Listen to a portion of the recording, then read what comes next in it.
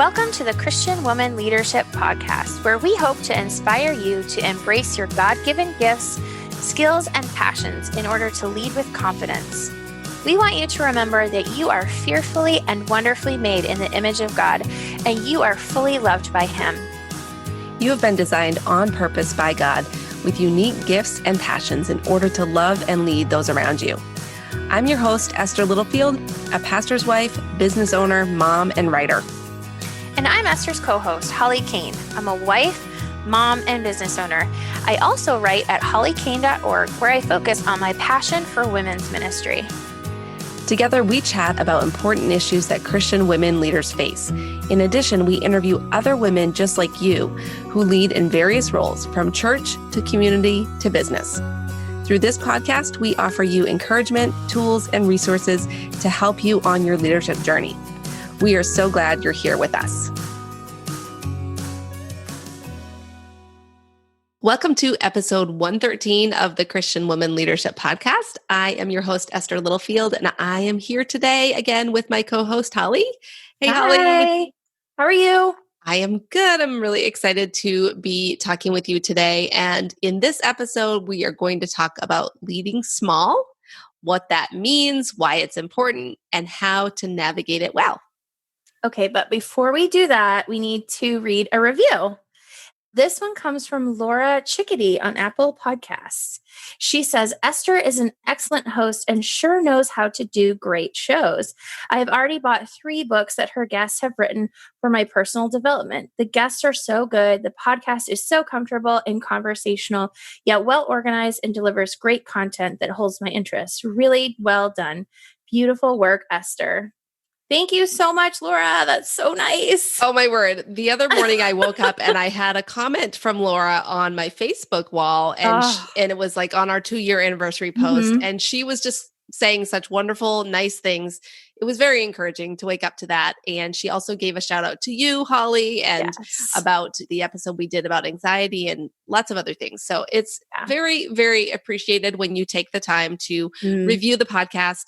And we really appreciate it. And we really do try to make this podcast quality and organized and but also fun to listen to. Like there's a balance there, right? Yes. So it's nice that that's coming through on the other end. Yes, it is. It is. Because you guys don't see all the things that happen behind the scenes before we record. It's so true. It's so true. Yeah. So if you're listening today for the first time, we hope that you stick around. We hope that you subscribe and that you enjoy this conversation. And if you've been here for a long time, we say this often, but we really do appreciate you listening. We especially appreciate it when you take time to share with your friends, because that's really the best way for the word to get out about the podcast. So if you love this episode today or any of our other episodes, please share them with your friends, because then more people will get to hear the amazing guests that we have and be encouraged. So let's dive into our topic for today. What do we mean by leading small? It kind of seems like a weird term, right? You don't really hear people say that very much. Yeah. So I think that our culture and our world really sets us up to believe that the value of what we do in life is related to the size of what we do. So especially in terms of leadership, it can often be seen as unimportant if it's on a smaller scale or with smaller numbers. So what leading small can look like, one of the things that I thought of is often, I think that parenthood or motherhood can feel like leading small, right? So for any of you out there who are moms, you know that often it's a really thankless job. Often you're dealing with a lot of messes and crises and challenges every day or even every hour. And it can feel like you're unappreciated and that your work doesn't really matter. And you might sometimes be wondering if your work and role as a mom is actually making a difference, or maybe you're just kind of longing for something more quote unquote important than that. Yeah. Or you could be in a second in command or supporting role in your ministry or your job. And many of us are in roles where we're not the primary leader. So if you're in a church ministry role where you're women's ministry leader or children's pastor or volunteer, or even a pastor's wife, you definitely know what this feels like.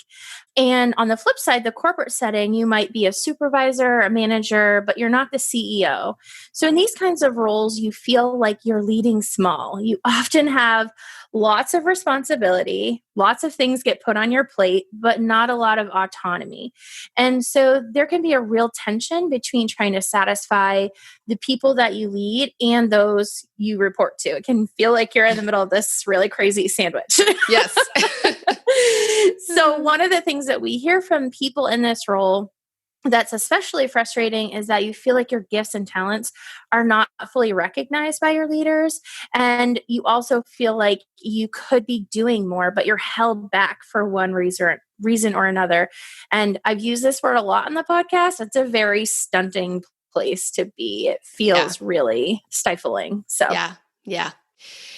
And then maybe you're saying, well, you know what? I don't even think I am a leader at all. Like, I don't have a following. I don't have kids. Maybe you're single. Maybe you're just working in your career and you don't really have a team. So you might not be even thinking of yourself as a leader right now. And we've talked about this before, but before you can effectively lead others, you must be able to lead yourself. And leading yourself can include working on your ability to make tough decisions, creating habits to help you reach goals, or developing your faith. It could be that you need to invest in healthy relationships and do things to lead yourself and make decisions on a daily basis. And in this situation, again, you might feel like this doesn't really count, that leading yourself is just too small and that doesn't matter or it's not important. and all of these situations can be really tough, even if we haven't mentioned your situation, especially if you feel or you sense that God, it might have something bigger for you to do. If you have a dream or a calling in your life that feels like something bigger is in store, Yeah. you may find yourself feeling like you're biding your time and you're just chomping at the bit to kind of get to the next big thing. And this can be dangerous for a number of different reasons. And you might be missing out on what God has for you by wishing that time away. And it makes you less present in what's happening right now and where you have effectiveness right now. Yeah. Yeah. And I don't know about you, Holly, but I can really relate to that feeling 100%. Oh, of, absolutely. yeah, because I tend to be someone who does like the idea of having a bigger impact and, Mm, making a big difference in the world. And so for me, it's been hard in different seasons, especially where I feel like what I'm doing just isn't really, this is so mundane and so unimportant. hmm I think that's part of why we wanted to talk about this because we really believe, and my perspective has shifted now to being able to see that leading small actually really is important and it does matter. Yeah. So let's talk a little bit about why it matters and how it can actually make a difference. So you might feel like what you're doing or the place you're in right now or the way you're leading is small, but you could be making a big impact if you change your perspective and if you are intentional with how you handle your role. Yeah. So, some of the examples we just gave, let's talk about those examples and see if we can gain a different perspective. So, for parenting, many of our guests that we've had on the show have told us about how their parents were the ones that believed in them and encouraged them to step Mm, into their leadership or step into the calling that God had for them. And I know this is always so encouraging to hear because you realize that if their parents hadn't believed in them, they may not have taken the steps that they did to get to where they are. So, by taking that time, if you are in the phase of motherhood where it just feels like the daily slog is yeah. discouraging, and especially if you're in the mode right now where so many people are navigating back to school and whether or not your kids are going to be in school or they're going to be home, and it can just feel pretty overwhelming at times. But by taking that time to be intentional and invest in your children and to believe in them and to believe in the potential that they have, you actually can be making a really big difference for them in their lives. So don't allow the mindset of, this isn't important to take over in the parenting role. especially I feel like if you feel like you have this bigger calling from God to do something outside of that, Yeah. that can always feel really stunting as well. Like, I feel like I'm supposed to be leading this big women's ministry or doing this other thing, and I'm stuck here home with the kids. Like, Yeah. I hear so many women use the word stuck. I'm stuck home with the kids. And, Yeah. I have felt that way myself at times as well. And I think it kind of depends on your sort of personality or how you look at things. But, some people really thrive at home with their Yeah. kids. But if you don't really feel that way, it can feel alienating and you kind of feel like you're the oddball who doesn't really get it. But these are people that, they always say, like, you could be mothering the next president or the next Mother Yeah. Teresa or the next whatever. And even if your child doesn't become the next Billy Graham, they still need to see faithfulness and you being present with them and really digging into their lives and Right. really parenting them. So, Yeah. Yeah. yeah, And I think just to build on that, I think I've never been the type that just loves the stay at home life, in yeah, terms of the motherhood role. But like you said, taking that role seriously and investing in my daughter, I think is such a huge and important responsibility. mm, Doing that doesn't mean I can't also do some of the other things that God is calling me to do. So I exactly. don't think Yeah, that you have to choose between no, one or the other. You have to adjust the amount of time or energy you're putting into some of those things based on the season of life that you're in.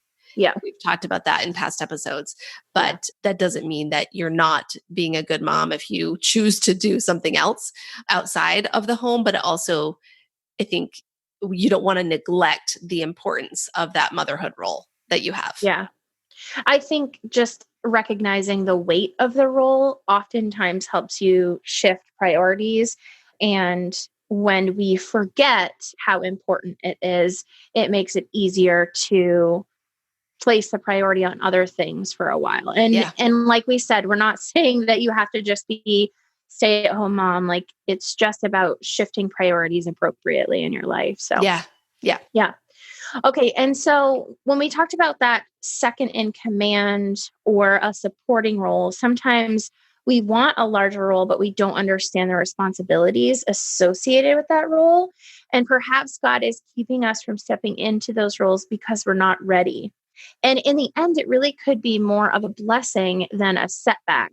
And so I think that if you feel like you're in this situation, really taking the opportunities that are given to you within the second in command or supporting role and really doing those with integrity Yeah. and taking the opportunities to watch how other people lead.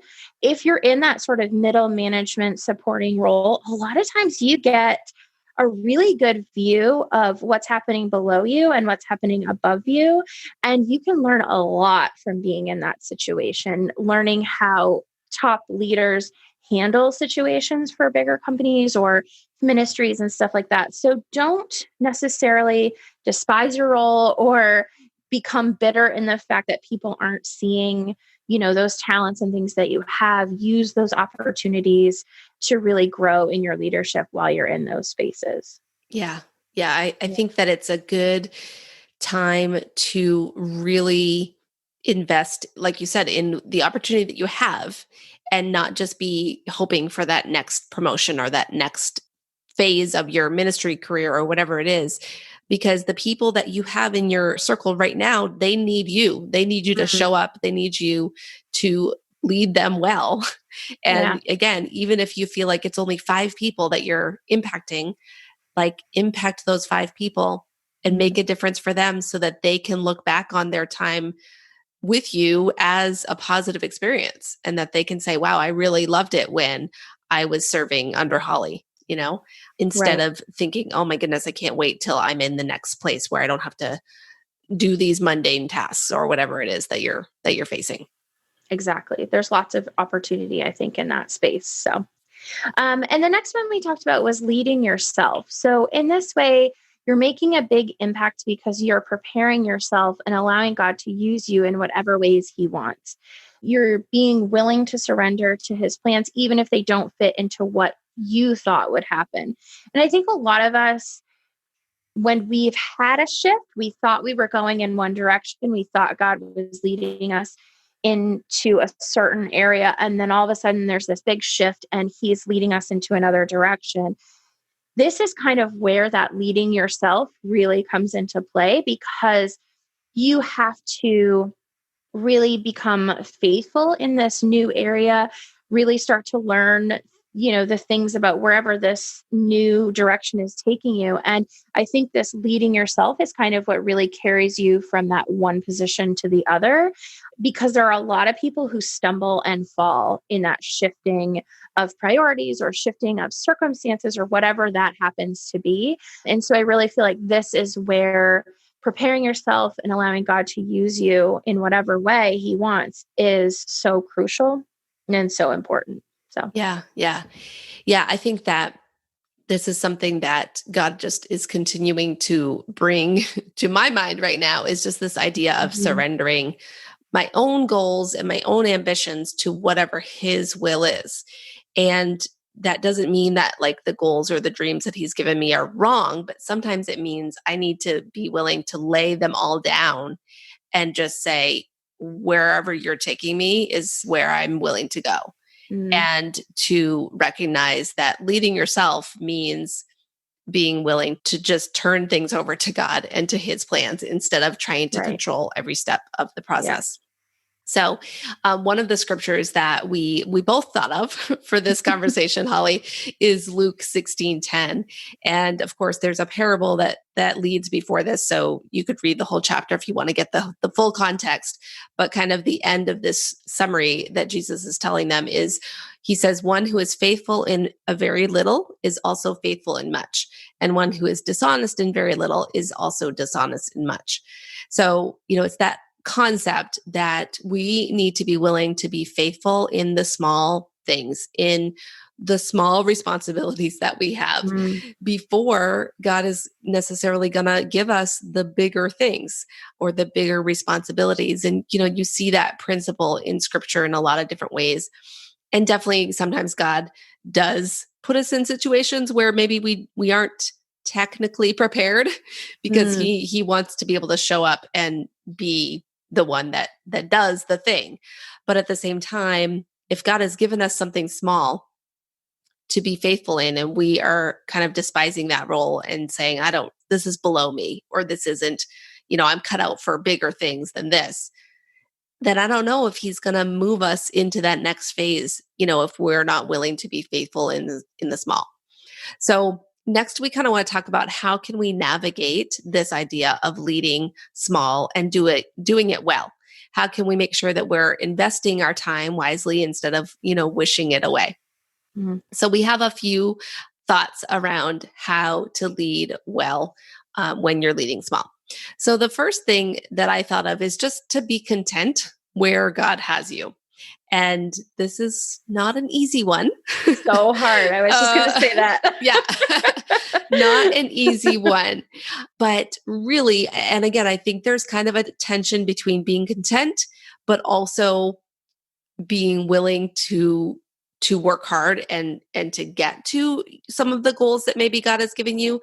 And there's always that kind of tension between, okay, God, is this where you have me because this is where you want me, or is this where I am because I'm not taking the steps to go to the next place?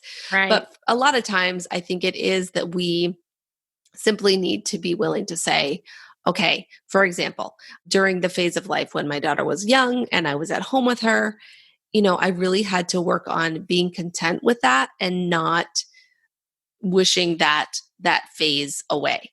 In other phases of our lives, whether it's in our business or in workplace careers, there might be a time when you are feeling like I am not hitting the goals that I have, or I'm not getting that promotion when I think I deserve it.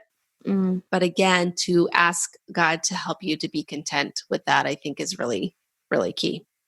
I think a lot of contentment as I've grown older, I've realized is perspective. It comes down a lot to perspective. And if we have a perspective that we are meant for bigger things and that, we have this great big goal or great big role in our future, that we are almost embodying that right now. And that's not always the case.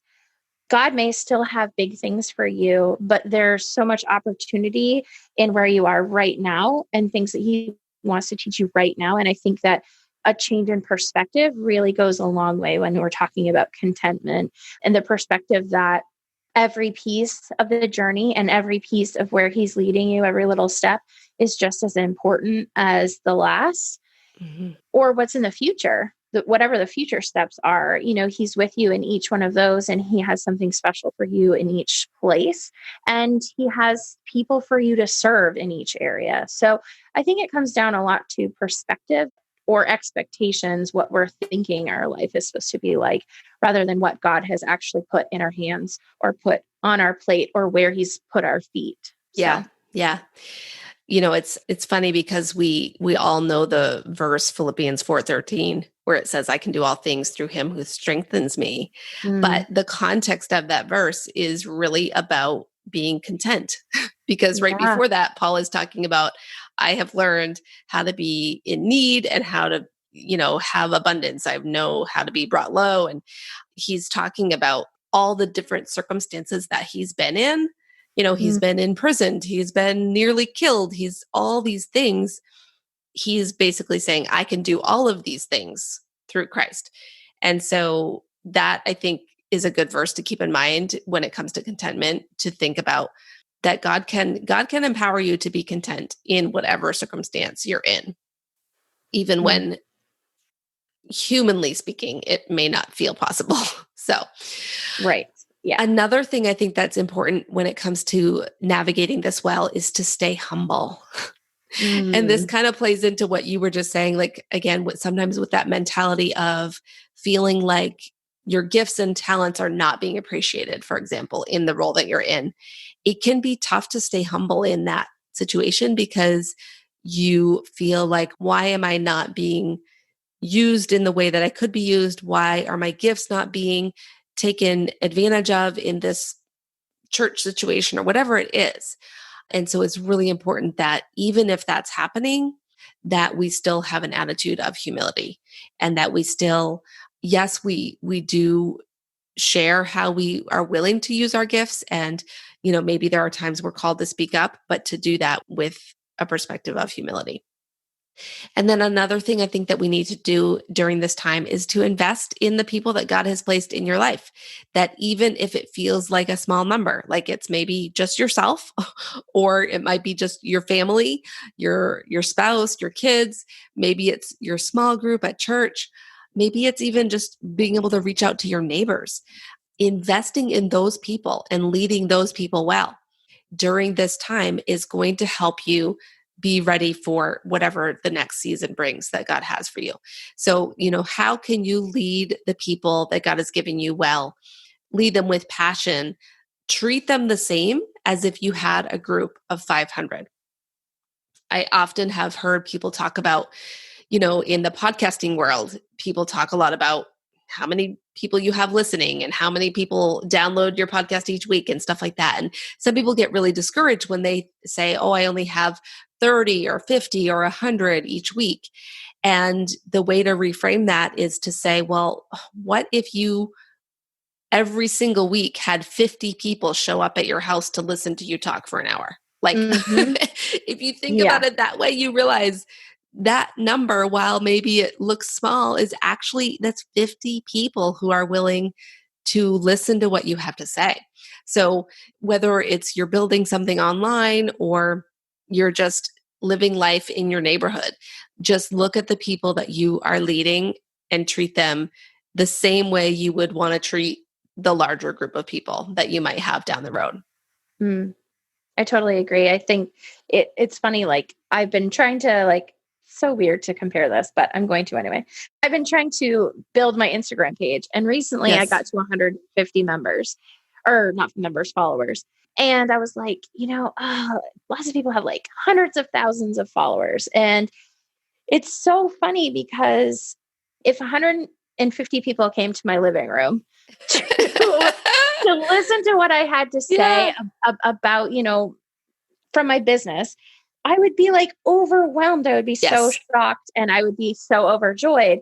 And so I just have decided that I'm going to be celebrating each of those little milestones, no matter how insignificant they seem in the grand scheme of things. And no matter how many other people out there have Instagrams that have 200,000 followers or even Yeah. 2,000 followers. That's so much more than what I'm doing right now.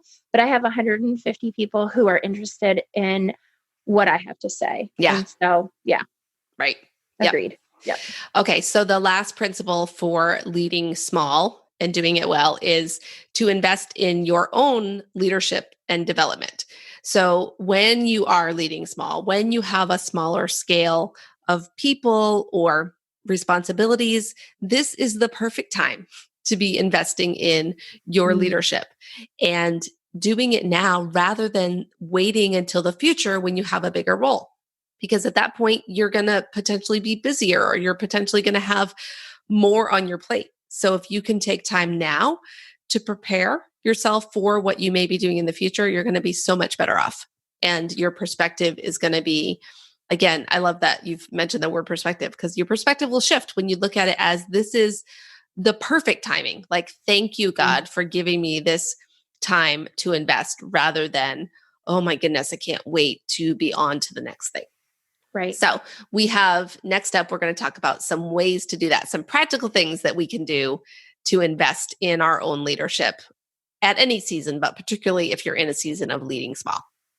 Right. So these are, like Esther said, much more practical things to be doing, things to be looking out for and keeping in mind as you are, I'll say, wading through these kind of small times, what feel like small times, because sometimes these can be a lot more heavy than even some of the bigger times. So anyway, the first one is to learn to develop your discernment in decision making.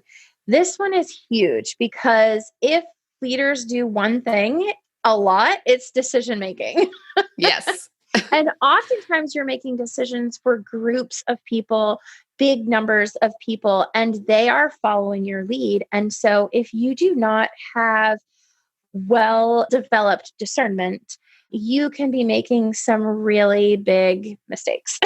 Yes. So if you learn to develop your discernment now, it will make decision making easier in the future. And so ways that you can learn to develop your discernment are being in the word daily, having an active prayer life, having a good, solid Christian mentor, being in a church that is Bible believing and Bible teaching, and having really good, maybe not even just mentors, but really good friends that you can discuss biblical things with. A lot of these things develop your discernment and really exercise that muscle of discernment. And honestly, if I'm going to have to be making decisions and some of them are going to be wrong, I'd rather make it with the fewer number of people.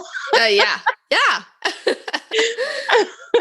And that's kind of like, that goes back into what we were saying earlier with that sometimes there might be a level of responsibility that you don't even realize is going to impact you when you're at that next point. And that's one of them is the weight of the decisions that you make is so much more than what you might even anticipate right now.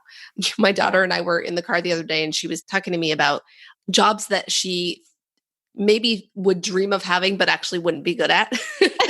And it was so funny. It was a funny conversation. But first she said teacher, and then the other one that she said was president. She's like, I think every kid dreams of being president. And we were talking about, like there's so much pressure at that level. Obviously, that's like the highest level of leadership you can have. But there's so much weight on every decision that someone makes at a higher level of leadership. So I love this, developing that discernment. And so many more people to question that decision making. And to criticize every decision that you make, right? Every single one. Yeah. So the next thing is to really figure out your motives. So leading small can really flesh out whether you love leading or whether you really actually love attention, the platform, or the power. And this can also help when the going gets tough and people are not fond of decisions you've made. If your motives are true and your heart and mind are set on God's will, it's a lot easier to withstand those times. And figuring this out now when it's smaller is a lot easier to make that switch to actually having your motives be true and your motives be correct and in line with God's will for your life, rather than having to make that switch and that move when you have a lot of people following you. Yes. I'm not saying that it can't happen, but I think it would be a lot easier to really flesh that out with God and have a lot of those sorts of things figured out before you get into a higher level of leadership. So, yeah, for sure. Agreed. The next one is to create healthy habits and figure out your baseline. So this one for me is so funny because I've been hearing a lot about this thing called the millionaire morning. So it's all these things that millionaires do in their morning to have good habits that really help them, earn money and have these millionaire lifestyles, right? So that's not exactly what I'm promoting here, but it's one of those things that along those same lines, what are healthy habits that really good leaders have? Yeah. And on the flip side of this is figuring out your baseline. And we've talked about a lot about this when we talked kind of about mental health, but figuring out where your baseline is can really help you figure out when things are out of whack, when you need to make adjustments, and when maybe a part of your life has gone way out of control. Figuring those things out now is so much easier and so much better than when you have huge responsibilities, because those things that are out of whack can really throw your responsibilities for a loop, put them in crisis, put them in stress. Yeah. And if you don't have the ability to figure out how to reprioritize those items on a smaller scale, it's going to be even harder when everything is magnified and everything is bigger. So those, I think, go hand in hand, because the healthy habits really help you maintain that baseline and maintain that sort of healthy homeostasis, we'll call it. Throwing in a scientific word. Yeah. I love it. And I think this is so important. And I was just listening to a podcast the other day that was talking about the psychology of kind of decision making and setting goals. And she was talking about how when you think about like, you're going to start a new habit, but you're going to start it next Monday. And so like today is Wednesday. And so you're like, okay, next Monday, I'm going to start my exercise routine and I'm going to get up every morning. I'm going to exercise. And she said, it's easier to do that because when you think about yourself in the future, you're actually thinking about yourself as a different person. Like you're not actually you, you're you in the future. And somehow you in the future is going to be able to get up and exercise every morning. But then on Monday morning, you wake up and you're like, oh, you roll over, you hit the alarm. You're like, oh, I really didn't get enough sleep. And so right then you're you right now, and it's harder to make that decision. So I just think this idea of like creating healthy habits, doing it now, starting now, like there's nothing magical about January 1st or about Monday morning or about any particular date, or even just saying, well, once I have that new promotion, that's when I'm going to start doing XYZ. Yes. It would be better to start it now and get that habit into place before you actually even need it, technically, That's so funny. It actually reminds me, I don't even remember what Eli and I were doing. I was doing something and I was just so over the task. I think it had something to do with when we were packing up to come home. Yeah. And I looked at Eli and I was like, that's good enough. Future me will deal with it later. That's future me's problem. I will try to put the link in the show notes for that episode. It's not a faith-based podcast, but it was such an interesting conversation about that idea of like how you think about yourself differently in now versus in the future. So don't make it future me's problem. Make it today's problem. That was really poor grammar, but you get the point. Yep. Yeah. Okay. And the next thing is to find people who supplement your weaknesses and create a cabinet or tribe of trusted friends for the long haul. So this is a huge one. I think as we sort of start to learn about ourselves, we start to do personality tests or leadership tests or skills tests, those sorts of things, and we kind of figure out who we are, how we're gifted, we are also figuring out what our weaknesses are. And not that we can't have a level of learning and a level of advancement in our weaknesses, but those are probably never going to be our top skills in the future. So, really finding people that supplement you in your weaknesses and are really trusted friends who can be with you in the long haul are huge. That's not to say that they're going to be right beside you along in ministry or in, the corporate world forever. You may not work with this person forever.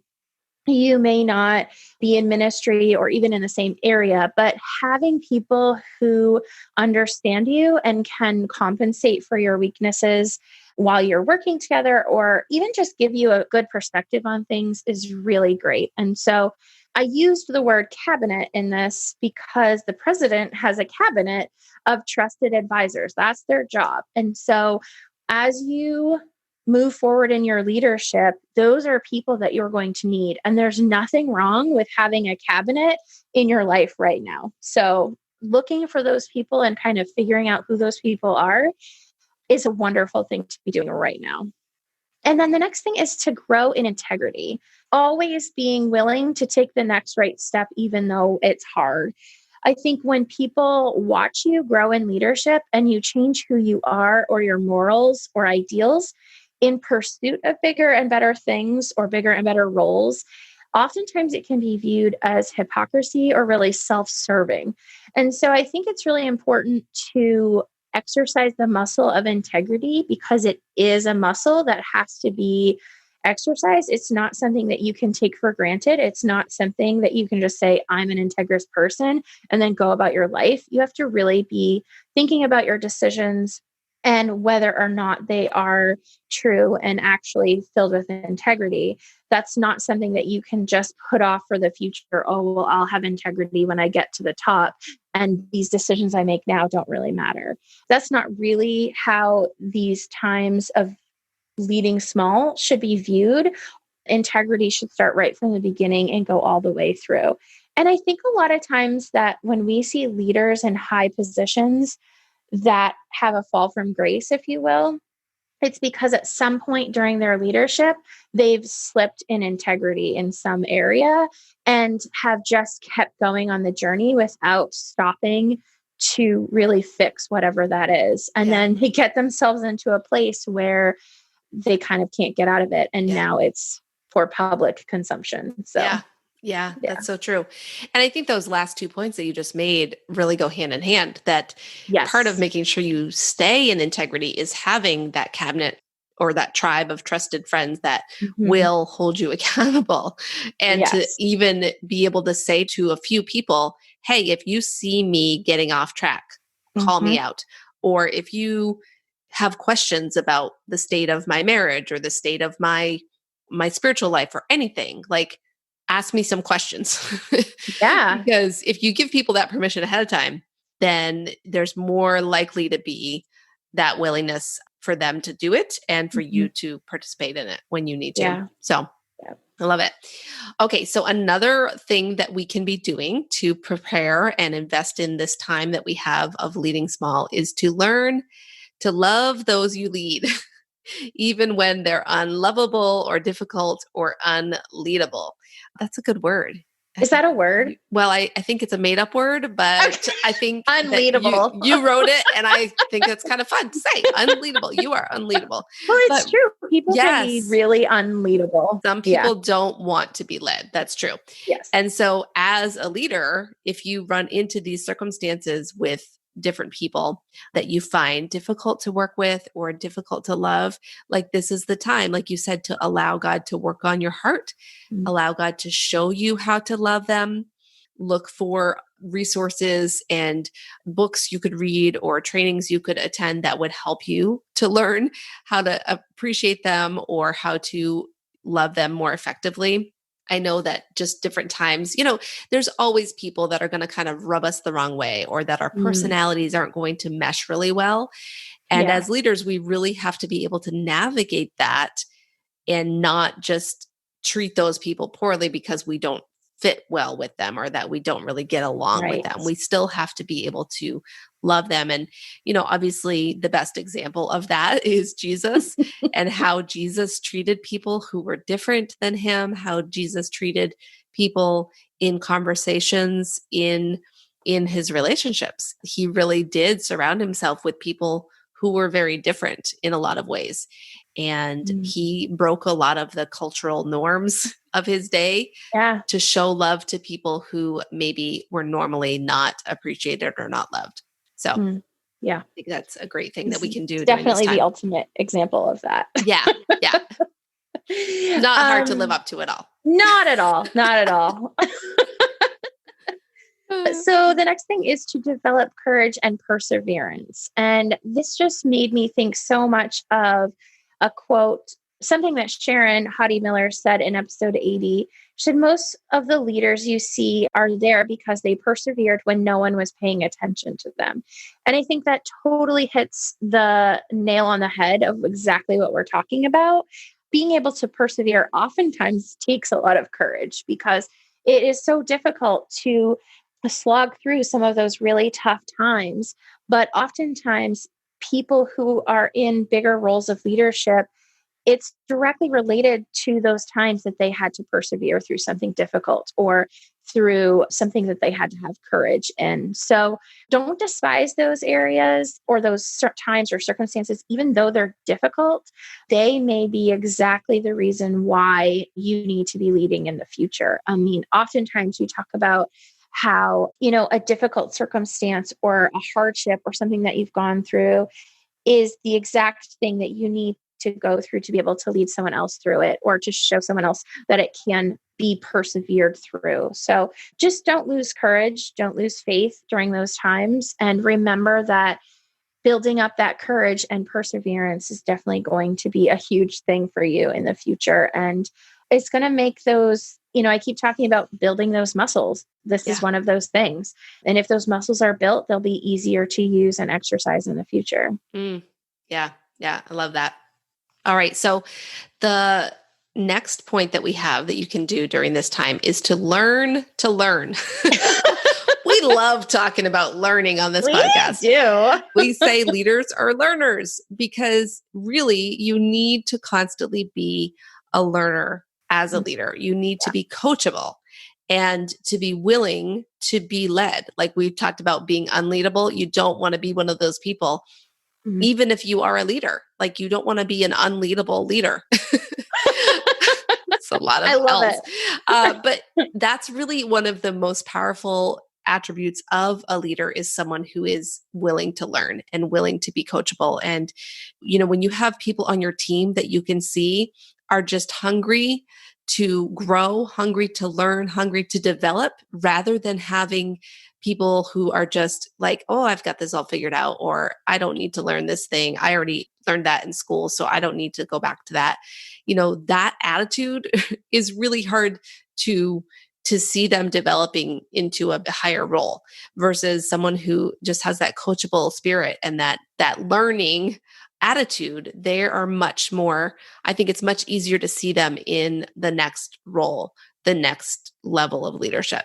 So I think this is the time where we can take and say, I'm going to be coachable. I'm going to learn, what does God need me to be learning right now where I'm at. Right. And then the last point that we have for you to do during this time is to develop in your confidence.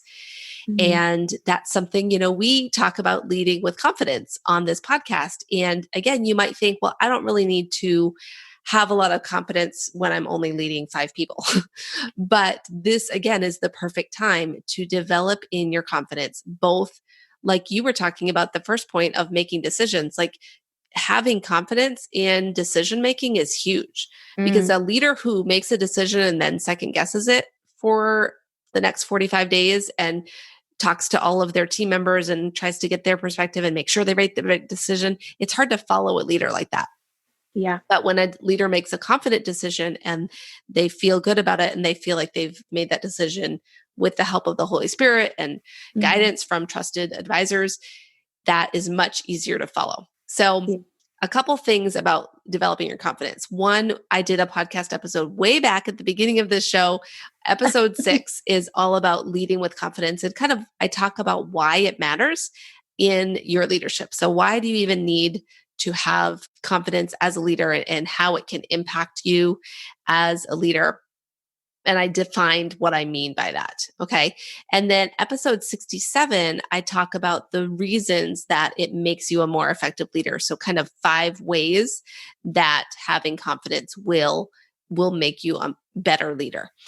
And then episode 68 is let's talk about how to get started being a confident leader. And I talk through the stages of leadership, the stages of confident leadership.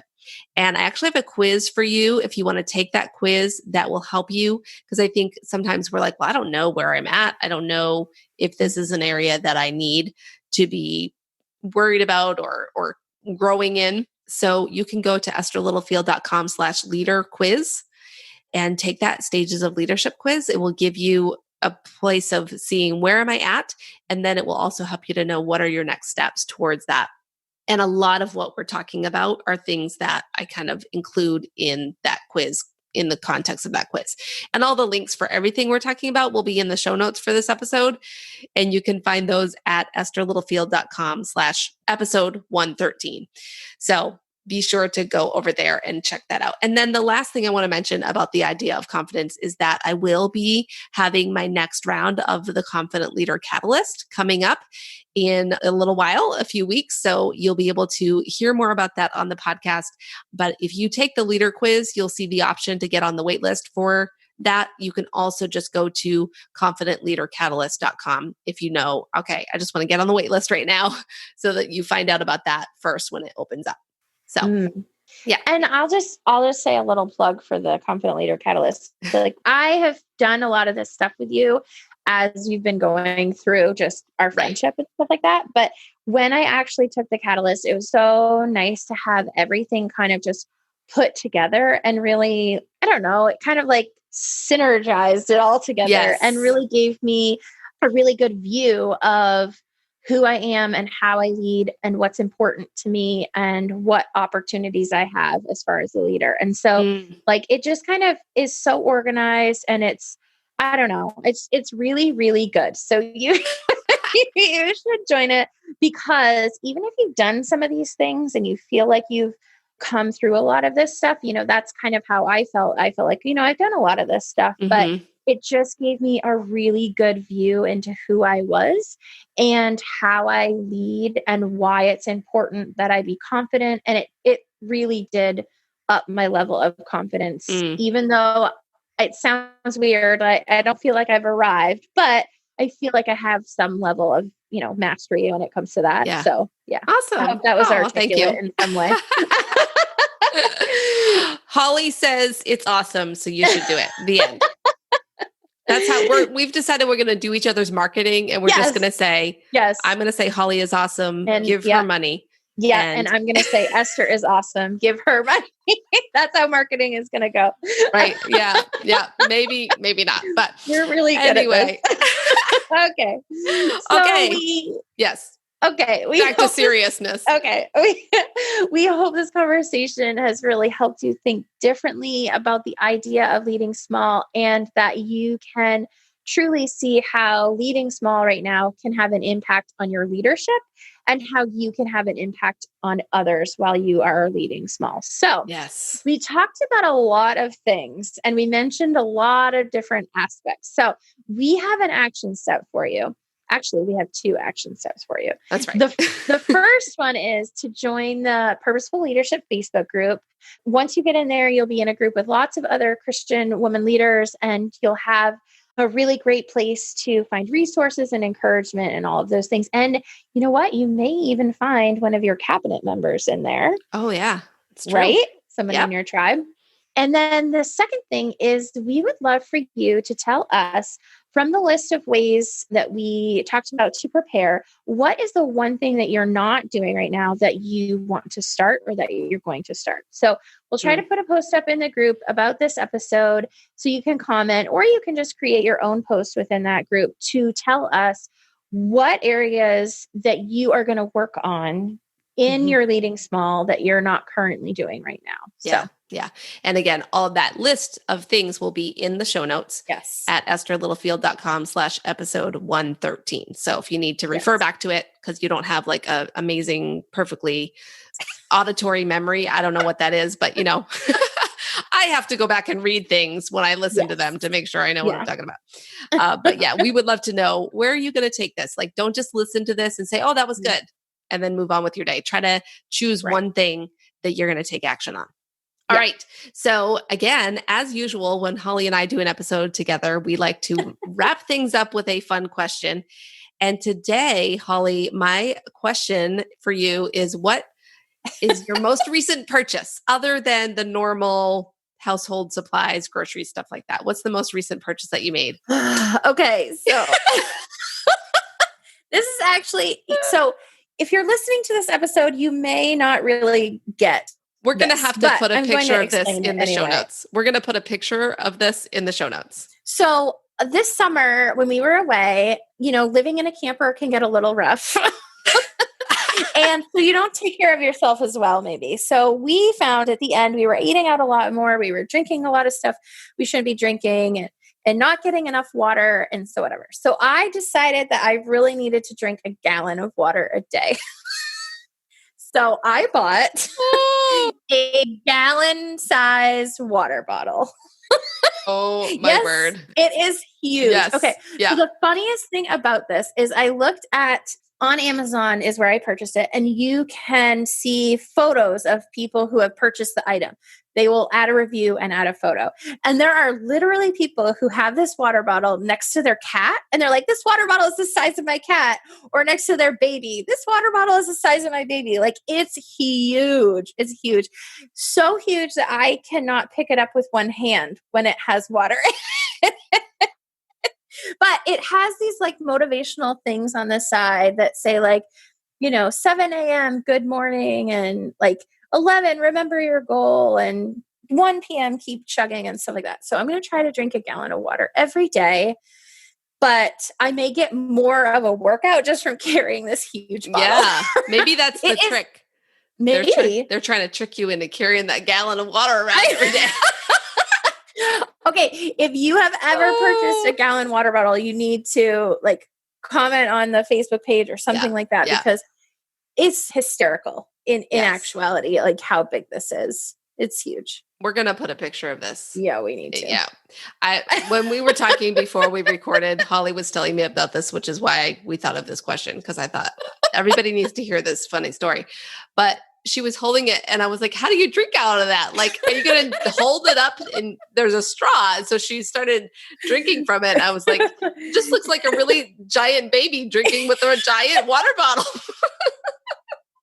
It really does. It's very funny. Does. But I'm willing to sacrifice my, what's the word? My vanity? Image, my vanity, and drink a full, because if you drink that much water, it's really good for your skin. Okay. It's good for lots of other things. Right. But I want to have good skin too. Okay. So there's that. That feels like a lot of water. I don't know. I thought there's some formula that you're supposed to figure out how much water you're supposed to drink. Just make sure you're not drinking more water than you should be. No, I won't. But I have heard you're supposed to drink the same number of ounces of water as weight. Oh, okay. But this is a lot less than that. Okay.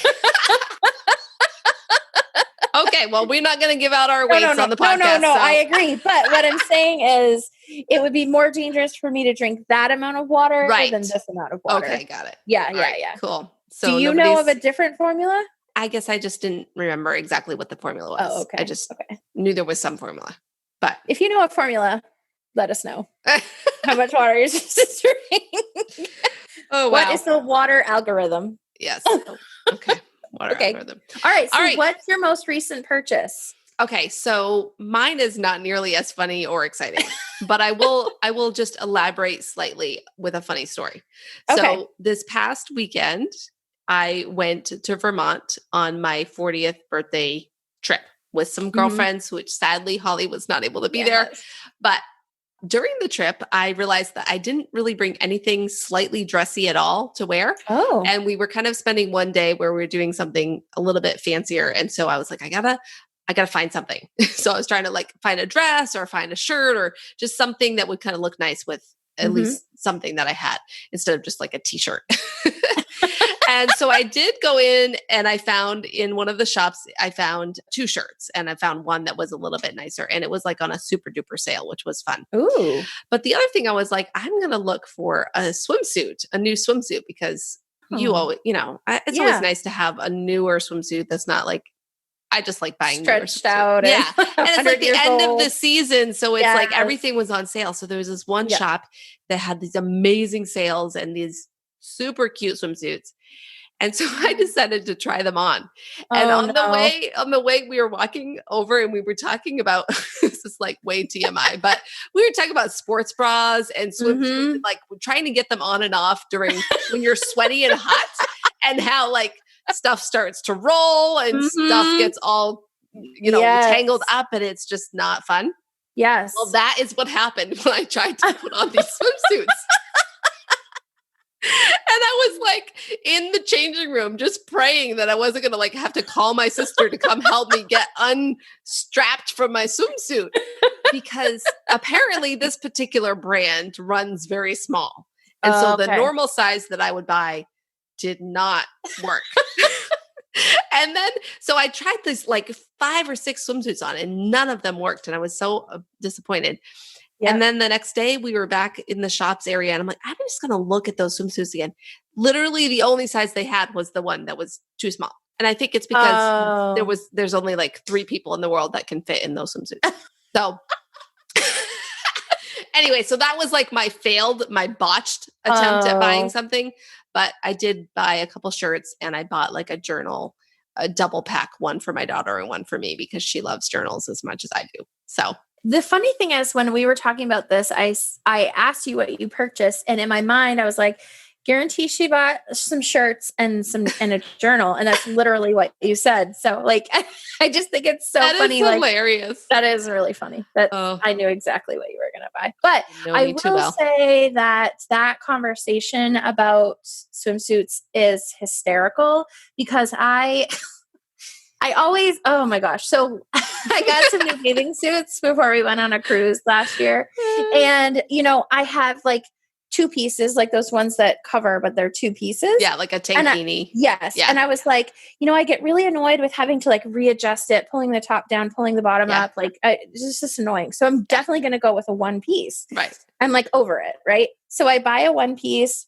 We are spending all day outside on this like island or whatever. And it was only then after I was already wet and that we had planned to be in this bathing suit all day long that I forgot what it's like to have to go to the bathroom with a 1 piece. Right. That's the problem. And I was like, oh my word, this is why I went away from them. Yes. This is why I get 2 pieces because even though I have to constantly readjust them and they're annoying, it's so much easier to go to the bathroom when you're wet and it's the worst. Which is why I was trying to find a 2-piece that was like a tankini. And I like the boy short bottoms that are like, cover things and it's more comfortable. And nothing was, it was just not working. So. Yes. The right bathing suit is like a unicorn. And when you find it, there's like this light that comes down from heaven that illuminates the bathing suit. And you're like, ah. Yeah. But like, actually finding that is like finding the pot of gold at the end of the rainbow. Well, you have to be willing to go through the pain of trying them on, like I said, and risking that someone might have to come cut you out of it. If you have never been bathing suit shopping with your loving and trusted friends, it can be the most fun thing you've ever done. Because, oh my gosh, it's crazy and insane. Yes. Yeah. And the best part I love is if you've ever done it and there are a bunch of you, you can hear like all the grunting and groaning, like trying to get it on, like coming from the dressing room. And then the best part is like grunting, groaning, getting it on and then going like just laughing hysterically at yourself. Like, Yeah, no. And you're like, I'm not even showing this one to you guys. I'm not even coming out Yes, of the fitting exactly. room to show this one. Exactly. Nope. Yes. Oh man. I feel like I was with you Oh. right then during that moment because you felt it. I'm feeling it right now. Oh, and okay, let's add one more thing. This is Okay. like going so off the rails, Woo! but literally also having to wear a mask during this whole process. Oh my God. I am So not only are you sweating and you're hot and you're sticky, but then you also have a mask on and you're like trying to follow the rules, but also praying. I have not gone bathing shopping with a mask on. Yeah. And I'm going to say, I'm probably going to hold off. Yeah. Until we're through I this. I recommend holding off. I'm just going to hold off. Because that does not sound fun. Oh my goodness. Okay. All right. We definitely went off the rails. Thank you if you're still here. We always say this at this point in the podcast. Thank you if you're still listening. And I hope you were laughing loudly as you were driving or walking down the street. People are looking at you weird. That's okay. We're here with you. You're awesome. All right. Yes, you are. Thank you guys for listening. Okay. Be sure to subscribe to the podcast so that you don't miss the next one. And we will talk to you next time. Hi, friend. Thanks so much for listening to this episode of the Christian Woman Leadership Podcast. We're so glad you took the time out of your day to listen, and I truly hope that it made an impact on your ability to lead well. If it did, would you consider sharing this episode with a friend? You could take a screenshot of the episode and share it on your social media, maybe an Instagram story or on Facebook, or you could just text the link to a friend. We would truly appreciate that, as when you share with a friend, it helps spread the word about the podcast, and it helps more women to be able to be impacted so that they can lead and love others well. Now, don't forget, your leadership matters, and it's time for you to embrace your gifts and lead with confidence.